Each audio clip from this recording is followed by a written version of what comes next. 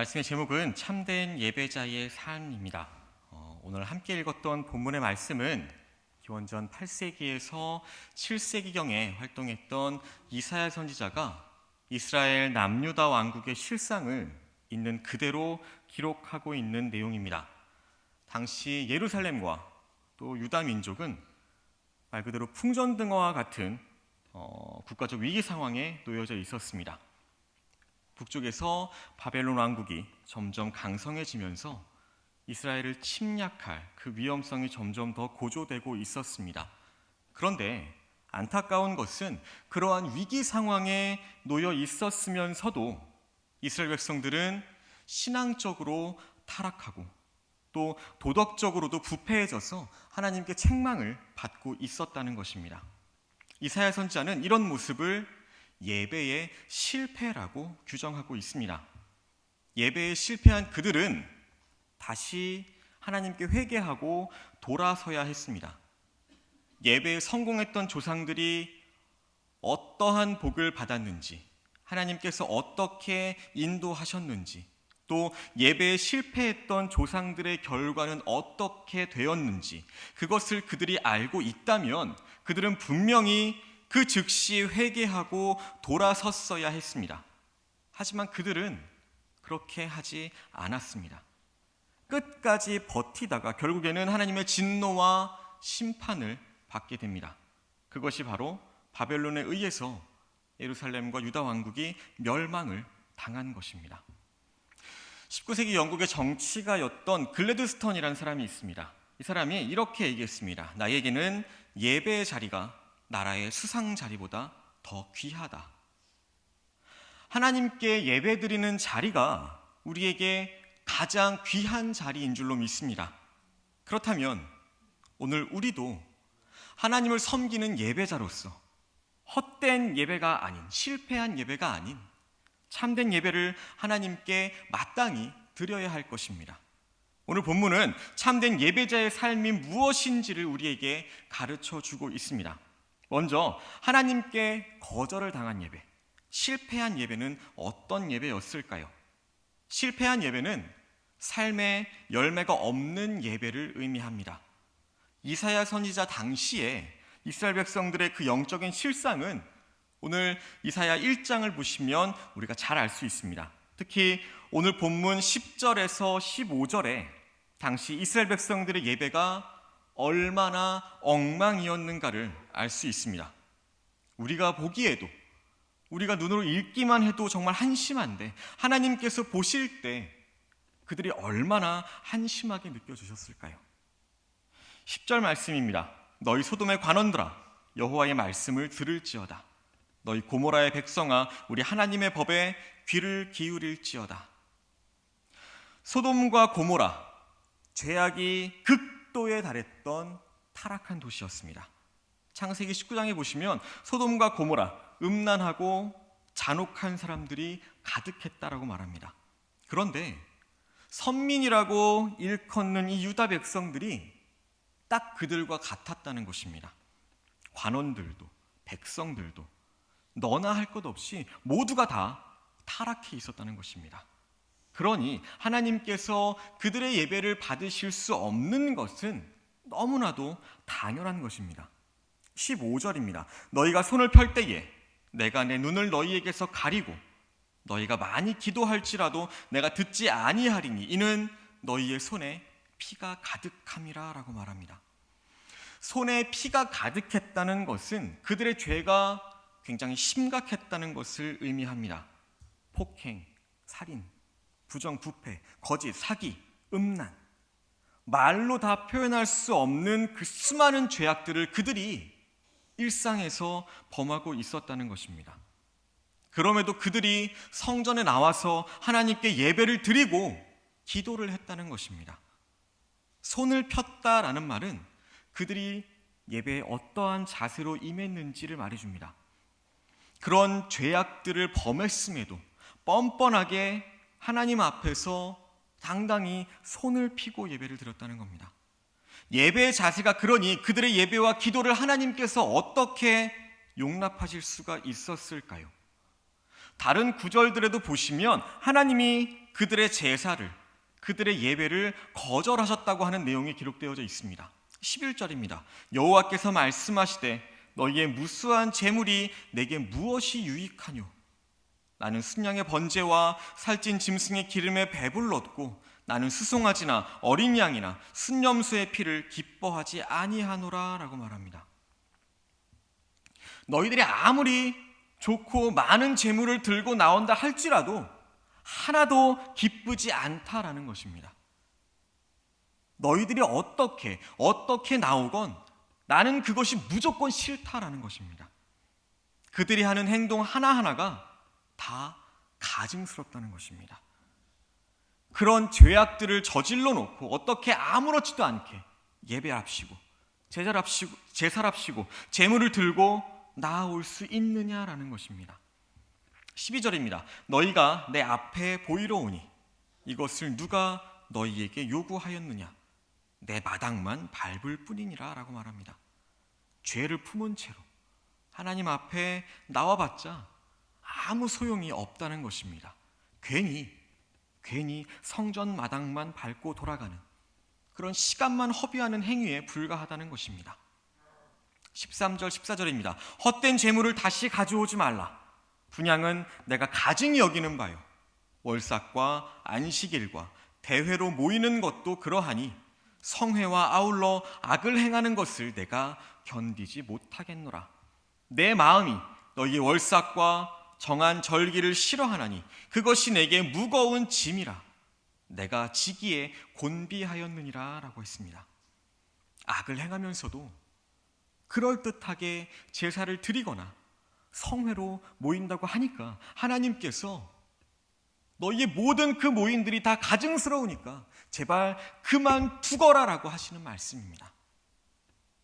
이스라엘 백성들의 그 종교적인 행위, 그들이 다른 사람들 보기에 절차에 맞춰서 종교적인 행위에 참여하고 제사를 지내는 것, 그것은 크게 흠이 없습니다. 하지만 하나님께서 책망하시는 이유는 그들의 마음속에 참된 신앙이 없었다는 것입니다. 그들의 삶은 하나님보다 주변에 있던 사람들에게 더 잘 보이려고 하는 그런 외식적인 삶이었습니다. 율법과 공의라는 그 구실 아래 살인과 약탈 같은 그런 온갖 더러운 죄악들로 그들의 손에 피가 가득했기 때문이라고 말합니다. 겉으로는 하나님께 그 누구보다 열심히 예배를 드렸습니다. 하지만 그들의 마음은 여전히 죄 가운데 머물러 있었습니다. 철저한 회개가 없이는 아무리 예배를 화려하게 드린다고 할지라도 하나님은 결코 그 예배를 받지 않으십니다. 순종이 없는 예배는 오히려 하나님을 조롱하고 하나님을 모독하고 하나님을 경노하게 하는 것입니다. 이스라엘 백성들의 죄는 하나님을 중심으로 하는 신앙생활이 아니었다는 것입니다. 그렇기 때문에 죄를 지어도 하나님을 두려워하지 않고 예배를 드려도 늘 위선적인, 외식적인 모습만 보였던 것입니다. 그래서 하나님이 이사야 선지자를 통해서 강조하신 내용은 너희들이 예배를 드리기 전에 먼저 해결해야 하는 것이 철저하게 회개하고 돌이켜서 하나님께로 향해라 라는 것이었습니다. 그래야 이스라엘 백성들이 하나님의 은혜와 복을 누리게 된다라고 말씀하는 것입니다. 예배는 사람을 기쁘게 하는 것이 아닙니다. 하나님을 기쁘시게 해드리는 것입니다.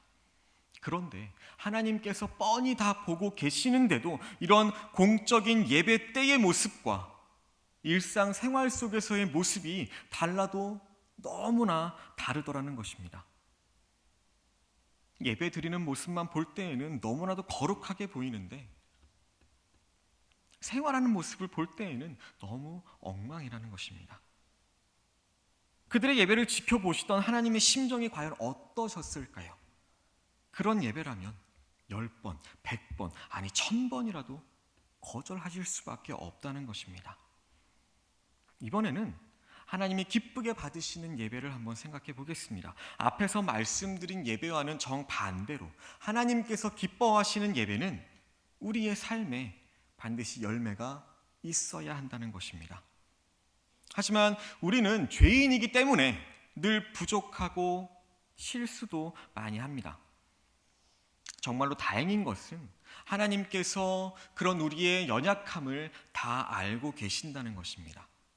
그래서 하나님께서는 우리에게 하나님과 같은 그 완전함을 요구하시지 않습니다. 부족하거나 실수로 죄를 범했으면 그 죄로부터 얼른 돌아서라는 것입니다. 그리고 죄로부터 멀어지기 위해서 더 열심히 노력하면 된다는 것입니다. 그런데 또다시 죄를 범했다면 다시 하나님 앞에 나아가 무릎 꿇고 회개하라는 것입니다. 그리고 다시 또 노력하면 된다는 것입니다. 그렇게 하다 보면 우리의 삶이 점점 더 좋아진다는 것입니다. 그것을 가리켜서 우리는 성화라고 부릅니다. 비록 부족하지만 이런 하나님 앞에 진정성 있는 모습을 하나님께서 우리에게 원하신다는 것입니다.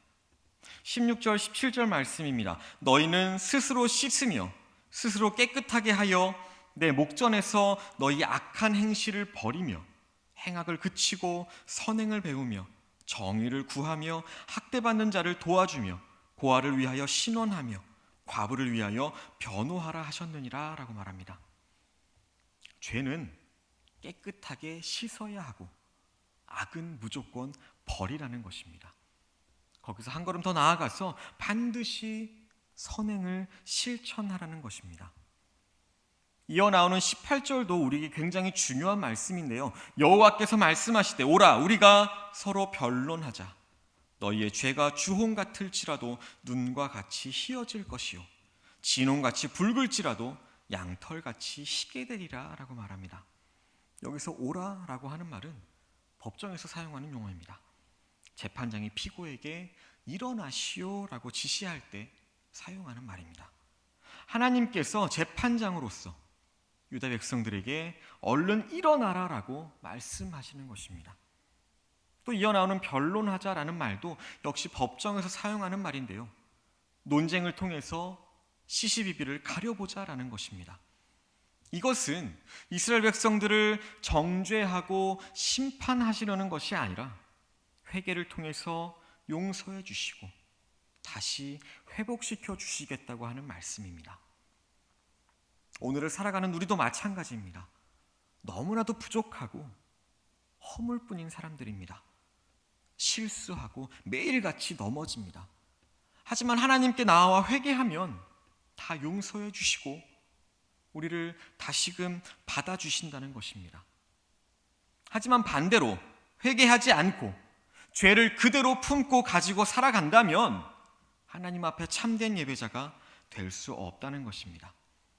이사야서 59장 1절 2절입니다. 여호와의 손이 짧아 구원하지 못하심도 아니요 귀가 둔하여 듣지 못하심도 아니라 오직 너희 죄악이 너희와 너희 하나님 사이를 갈라놓았고 너희 죄가 그의 얼굴을 가리어서 너희에게서 듣지 않으시게 함이니라 라고 말합니다. 하나님과 우리 사이에는 원래 거리가 없습니다. 하나님은 영이시고 언제 어디서나 계시기 때문입니다. 그런데 우리에게 죄가 있다면 하나님과 우리 사이가 멀어진다는 것입니다. 예수님께서도 마태복음 5장 23, 24절에서 그러므로 예물을 제단에 드리려다가 거기서 내 형제들에게 원망 들을 만한 일이 있는 것이 생각나거든 예물을 제단 앞에 두고 먼저 가서 형제와 화목하고 그 후에 와서 예물을 드리라라고 말씀하셨습니다.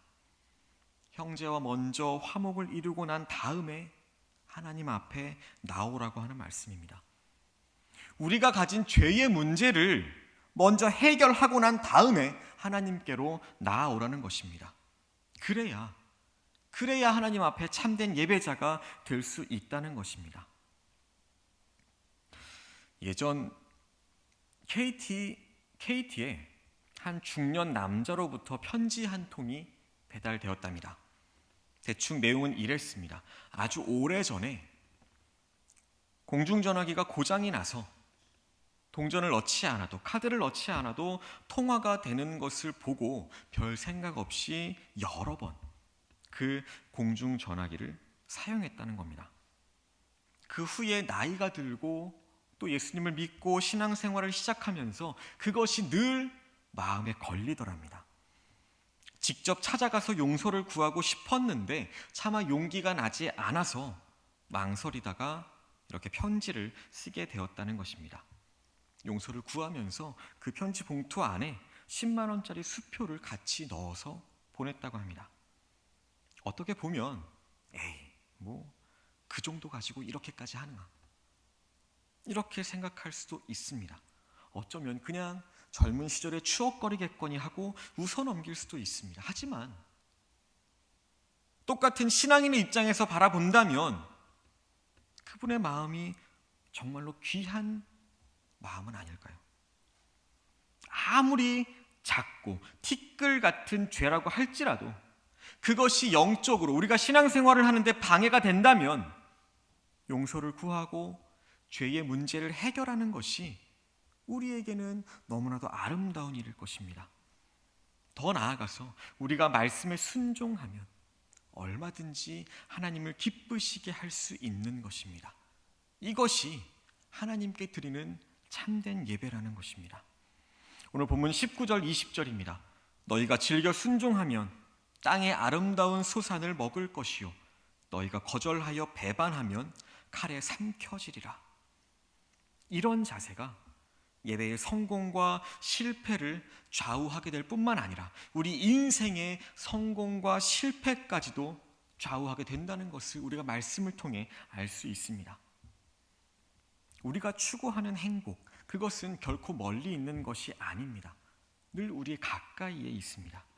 우리가 행복해지기 위해서 가장 먼저 해결해야 하는 것이 바로 우리의 영혼이 잘 되는 것입니다. 우리의 영혼이 잘 될 때 우리의 범사가 잘 된다고 했습니다. 화분에 꽃이 심겨져 있습니다. 화분이 존재하는 이유가 무엇일까요? 아름다운 꽃을 피우기 위해서입니다. 그런데 그것을 관리하는 사람이 화분만 계속해서 깨끗하게 닦아주고 꽃이나 꽃에는 물이나 비료를 주지 않는다면 그것이 얼마나 어리석은 일일까요? 우리의 영은 꽃과 같고 우리 몸은 화분과 같은 것입니다. 그런데 내 몸에는 그토록 많은 관심을 가지면서 정작 우리의 영에는 무관심하다면 그런 사람이 과연 주님 안에서 행복해질 수 있을까요? 예수님은 목숨을 위하여 무엇을 먹을까, 무엇을 마실까 염려하지 말라. 목숨이 음식보다 중하지 아니하며 몸이 의복보다 중하지 아니하냐. 너희는 먼저 그의 나라와 그의 의를 구하라. 그리하면 이 모든 것을 너희에게 더하시리라 라고 말씀하셨습니다. 영적인 문제가 먼저 해결되면 우리가 가지고 있는 다른 문제들도 다 해결해 주신다는 하나님의 약속입니다. 행복은 우리가 예배를 통해서 하나님을 만나는 데에 있습니다. 칼 힐티라고 하는 사람이 있는데요. 이 사람은 그의 저서에서 인생 최대의 행복은 하나님 곁으로 가까이 가는 것이다 라고 기록했습니다. 하나님은 오늘도 여전히 우리에게 나에게로 오라라고 예배의 자리로 우리를 계속해서 초청하고 계십니다. 우리가 하나님께로 나아가면 하나님이 우리 인생의 모든 문제를 다 해결해 주신다는 것입니다. 그렇다면 이제 우리가 드려야 할 예배, 과연 어떤 예배일까요? 우리가 드려야 할 예배는 하나님께서 기뻐하시는 산 제사가 되어야 합니다. 이사야 선지자의 말처럼 우리의 삶으로 드리는 예배가 되어야 합니다. 우리의 삶이 중요하다는 것입니다. 하나님은 우리가 정해진 시간에 또 정해진 순서에 따라 드리는 그 공예배의 현장에만 계시는 분은 아닙니다. 우리의 모든 생활 현장에도 동일하게 계신 분이십니다. 우리의 모든 삶이 더 넓은 의미의 예배라고 할 수 있습니다. 로마서 12장 1절에 보시면 그러므로 형제들아 내가 하나님의 모든 자비하심으로 너희를 권하노니 너희 몸을 하나님이 기뻐하시는 거룩한 산제물로 드리라. 이는 너희가 드릴 영적 예배니라 라고 말합니다. 여기서 몸은 우리 인격과 우리의 삶 전체를 의미하는 내용입니다. 한마디로 공적인 예배 외에도 우리의 삶이 다 예배의 연장이라는 것입니다. 그런데 이런 중요한 사실을 잊어버리고 살아가는 성도들이 너무나도 많이 있다는 것입니다. 주일날 교회에 옵니다. 그리고 하나님 안녕하세요라고 인사합니다. 예배를 마치고 돌아가면서 하나님 저 가요. 안녕히 계세요. 이렇게 이야기합니다. 어떠신가요? 그런데 실제로 그렇게 살아가는 성도들이 너무나도 많이 있다는 것입니다. 예배를 드리고 교회 문을 나서는 순간부터 하나님을 잊어버립니다. 그렇게 월요일부터 토요일까지 정신없이 바쁘게 세상 속에서 살아가다가 주일날 다시 성경책만 들고 나와서 예배를 드린다면 하나님 안녕하세요. 하나님 안녕히 계세요. 이렇게 인사하는 성도들과 무엇이 다를까요? 하나님은 주일 예배의 현장에만 계시는 분은 아니십니다. 월요일에도 화요일에도 평일 모든 날들에도 날마다 우리와 함께 해주십니다. 매 순간마다 우리를 지켜보고 계십니다. 한마디로 우리의 모든 삶이 하나님을 향한 예배가 되어져야 한다는 것입니다. 그러면 우리가 하나님이 기쁘게 받으시는 산 제물, 즉 삶으로 드리는 예배가 되기 위해서 좀 더 구체적으로 우리가 어떠한 삶을 살아야 할까요? 먼저는 말씀에 순종하는 삶입니다. 말씀을 날마다 읽고 묵상하면서 하나님의 뜻을 분별해야 합니다. 그리고 하나님의 뜻에 순종하는 삶을 살아가야 합니다. 로마서 12장 2절에 우리의 삶을 산 제물로 드리는 구체적인 방법을 설명해 주고 있습니다. 너희는 이 세대를 본받지 말고 오직 마음을 새롭게 함으로 변화를 받아 하나님의 선하시고 기뻐하시고 온전하신 뜻이 무엇인지 분별하도록 하라라고 말합니다. 세상을 본받지 말고 하나님의 뜻을 잘 분별해서 항상 말씀대로 살아가라는 것입니다. 그렇게 살아갈 때에 우리의 삶이 산 제물로 하나님께 드려진다는 것입니다. 두 번째로 맡은 일에 충성하는 삶입니다. 부르심을 받은 우리 모두에게는 각자가 맡은 일이 다 있습니다. 가정에서나 교회에서나 또 일터나 직장에서도 내가 있는 곳에서 우리에게 주어진 맡은 일들이 다 있다는 것입니다. 교회 안에서, 이 안에서 하는 일만 하나님의 일은 아닙니다. 죄를 짓는 일 말고는 세상에 살아가면서 우리가 하는 모든 일이 다 하나님의 일입니다. 그리고 그 일을 통해서 우리가 하나님을 기쁘시게 할 수 있다는 것입니다. 고린도전서 10장 31절에 너희가 먹든지 마시든지 무엇을 하든지 다 하나님의 영광을 위해서 하라라고 말합니다. 아무리 그것이 티나지 않고 작고 사소한 일이라 할지라도 우리가 하나님의 뜻대로 살아간다면 하나님께서 그것을 기쁘게 받아주신다는 것입니다. 우리는 삶 속에서 항상 하나님을 의식하면서 살아가야 합니다. 우리가 하나님을 의식하고 살아간다면 우리에게 주어진 어떠한 일이든 능히 감당해낼 수 있습니다. 우리가 하나님을 기쁘시게 하면 사람을 기쁘게 하는 일, 이것은 아무것도 아니라는 것입니다. 세 번째로는 선을 행하는 삶입니다. 아무리 작은 선행이라도 그것을 실천한다면 하나님께서 기뻐하신다는 것입니다. 히브리서 13장 16절에 그것이 하나님께서 기뻐하시는 제사라고 말합니다. 오직 선을 행함과 서로 나눠주기를 잊지 말라. 이 같은 제사는 하나님이 기뻐하시느니라 라고 말합니다. 예수님께서도 지극히 작은 자 하나에게 한 것이 곧 내게 한 것이다 라고 말씀하셨습니다. 네 번째로 복음을 전하는 삶입니다. 베드로전서 2장 9절에 너희는 택하신 족속이요 왕같은 제사장들이요 거룩한 나라요 그의 소유가 된 백성이니 이는 너희를 어두운 데서 불러내어 그의 기이한 빛에 들어가게 하신 이의 아름다운 덕을 선포하게 하려 하심이라 라고 말합니다. 우리 그리스도인들이 복음을 전하는 증인이 되어야 함을 말씀해 주고 있습니다. 예배자는 공적인 예배에서뿐만 아니라 삶으로 드려지는 모든 예배 가운데 복음의 증인이 되어야 한다는 것입니다. 말씀을 맺겠습니다. 예배를 저와 여러분들의 삶의 가장 중심에 있게 하시기를 소망합니다. 드리는 예배가 형식적인 예배가 되지 않도록 우리의 온 마음을 담아서 예배를 드리시기를 소망합니다. 위선적인 예배, 외식적인 예배가 되지 않도록 우리의 모든 삶을 하나님께 드리시기를 소망합니다. 그래서 하나님께서 기뻐하시는 참된 예배자가 되시기를 소망합니다. 그렇게 할 때에 하나님께서 우리와 동행해 주시고 날마다 우리의 삶이 승리하는 삶이 되도록 이끌어 주실 것입니다.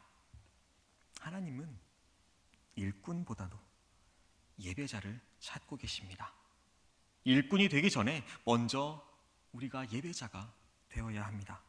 하나님께 모든 영광을 돌리면서 참된 예배자로 참된 예배자의 삶을 살아가는 그런 저와 여러분이 되시기를 예수님의 이름으로 소망하고 축복합니다.